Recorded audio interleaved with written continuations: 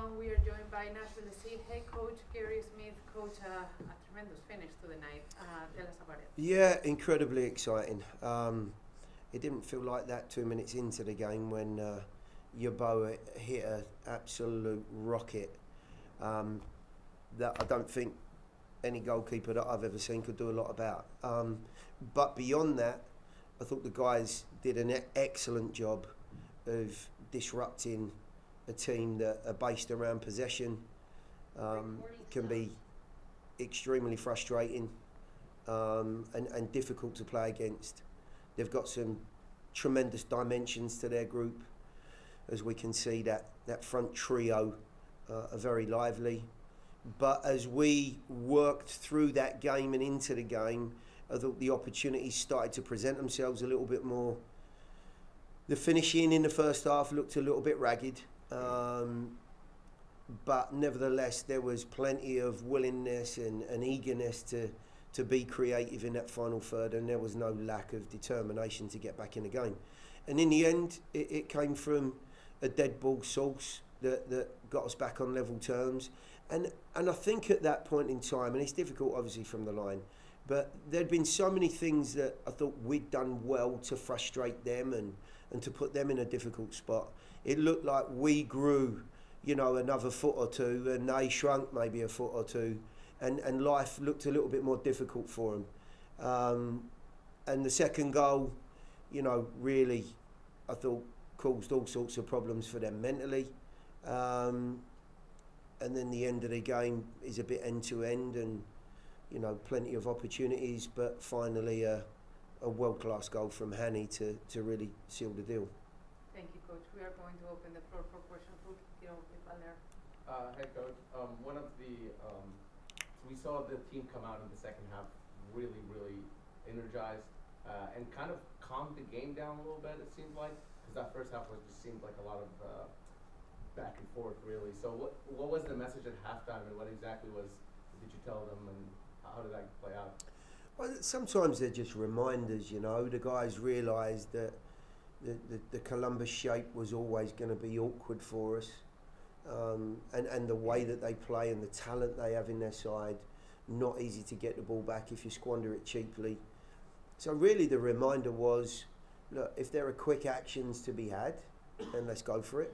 But aside that, we need to be a little bit more patient and thoughtful, and maybe there's some areas and some vulnerabilities in their group that we need to try and take a little bit more advantage of. Yes, there was a little bit more composure, but don't forget, the goal, and when the goal comes, makes a hell of a difference to the mentality of any team. And I thought we deserved to get back on level terms at that point as well. And one more, in terms of the crowd today, we've always had good crowds here at the stadium, I'd say, but today it seemed like it was a little louder, a little bit more on the backs of the Columbus and the referee. Any comments on the crowd? It was an exceptional atmosphere. It was absolutely fantastic.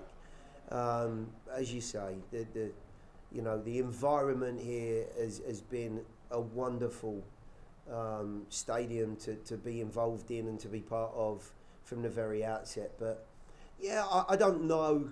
I'm sure everyone was stunned in the first 2 minutes when we go behind. As I was sitting on the bench, it was so quick. It was such a terrific strike.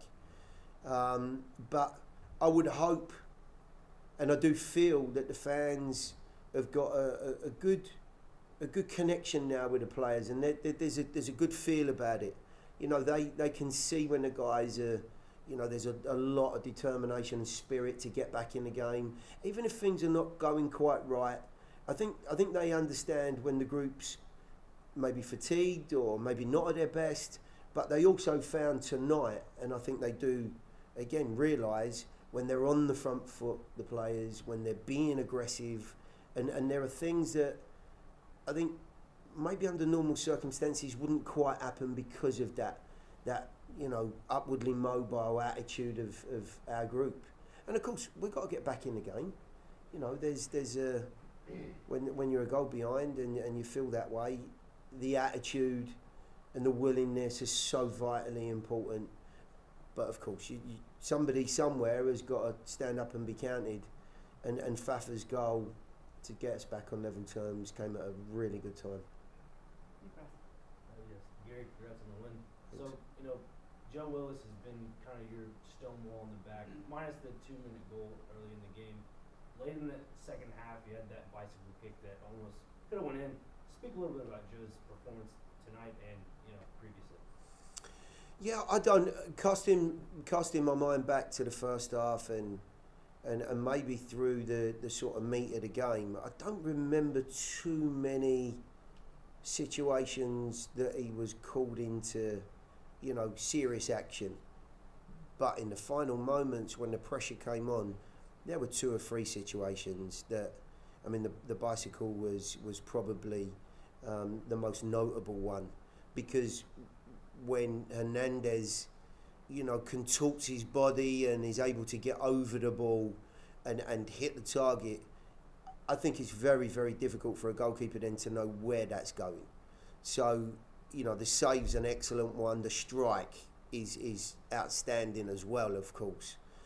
But there were other moments where I thought he looked calm, he looked collected, he inspired the back line that, you know, unless it was something special like the first effort of the game, it was going to take something like that to beat him. And I think that gives an added, you know, shot in the arm to the back line and to the group to obviously stay in that 1 goal lead and obviously extend it towards the end. One more for you. So going into this game, obviously losing in the U.S. Open Cup to Inter Miami, was there any fatigue going into this game for a cup? Oh, no, excuse me, a cup, a league match against Columbus? Well, it's been a tough month. This is our 7th game in the month of May. It was always going to be a little bit difficult because of the schedule. And part of the reason for rotating the team in the cup, and by the way, I know I've said it a couple of times, but I thought the guys that played down in Miami put on a terrific performance and probably deserved more than they got in that 90 minutes.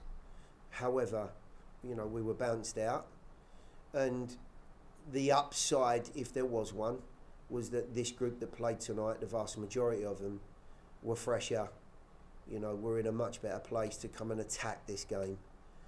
And, you know, maybe if they'd have played on Wednesday night or Tuesday night, maybe it would have been a little bit more difficult to, you know, to raise themselves and to force the issue a little bit when you go a goal behind. But I honestly, when I looked at the way that they were getting after the game, the energy, the drive, you know, it really was a good performance in that second half to come from behind and to find a way through to 3 goals. So I think the cup game and the lack of action for a lot of those guys probably helped massively.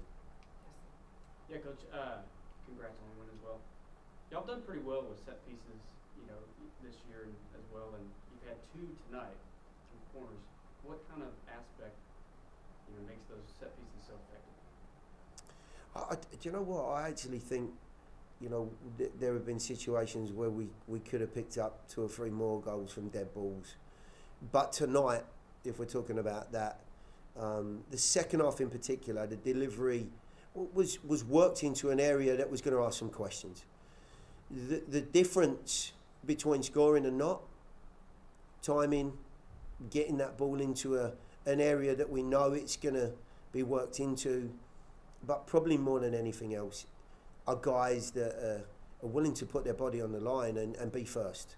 Because, make no mistake, there are times where you're going to get, you know, a physical confrontation, a bang on the head, a problem, a physical problem, because you're putting yourself into harm's way to try and score a goal. And if you look at the way the 2 goals were scored, especially Fafa's, he's right in the mix. And, you know, he's not the biggest guy in the world, but he's really determined. And I think when he sees the back of the net, you know, it gives him, you know, almost like Popeye, that feeling of, you know, I can't be stopped here. And he managed to, I don't know, shrug his way through to what was a vital goal for us. We are going to transition to the Zoom team. Go ahead. Hey Gary, you got Walker and Randall back tonight. Obviously, you've had opportunities to give Randall competitive minutes in other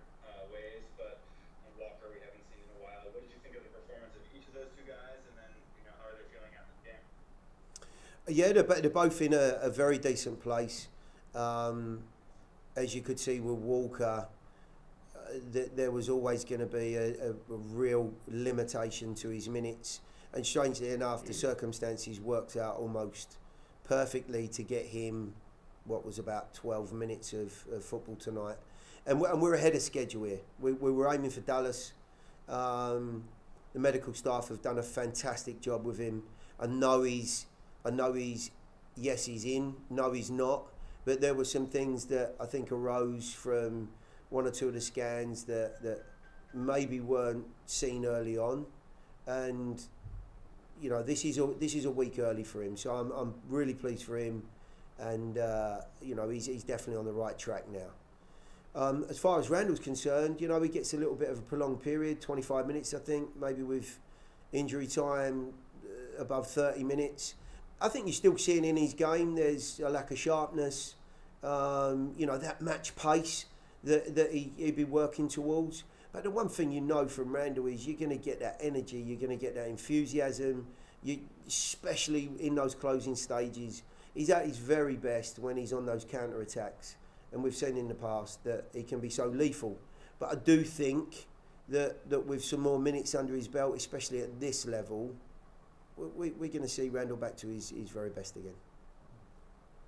And then you mentioned, obviously you guys didn't want to go out of the U.S. Open Cup, but also 7 games in a month. Do you guys have a little bit more of an opportunity to, you know, give guys, you know, full 90s weekend to weekend now that you know that there's a little bit less competition over the course of the rest of the summer here?